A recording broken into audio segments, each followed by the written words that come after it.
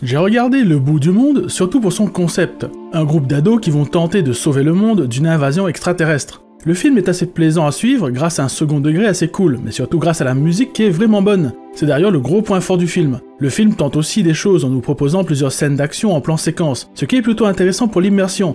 Mais niveau scénario, c'est digne de Disney Channel, ne vous attendez pas à grand chose, c'est tout de même assez convenu. Malgré tout, même si le film met en scène des ados de 13-14 ans, il ne sera pas à mettre devant tous les yeux, surtout les plus jeunes, car il est parsemé de blagues et de références au sexe. En fait, le ton du film m'a beaucoup fait penser à Good Boys, mais en moins illustratif quand même. Vous ne verrez pas d'appareil SM ou de Godmiché dans Le Bout du Monde. En gros, un film d'aventure Disney Channel, mais avec des blagues sur le cul.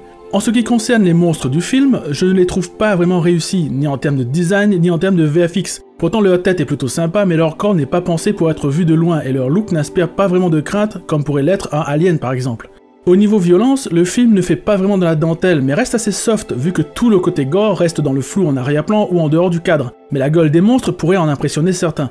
Le Bout du Monde est un petit film sans grande prétention. Son ton est assez plaisant et rigolo par moments, mais les designs de monstres pas top et un scénario qui ne laisse pas de place à la surprise vient noircir un peu le tableau. Par contre, la musique est vraiment solide et je pense que je suis resté jusqu'à la fin principalement grâce à elle. Bref, je vous le conseille si vous voulez voir un petit film sympa sans plus, ou que vous voulez voir le Independence Day de chez Wish.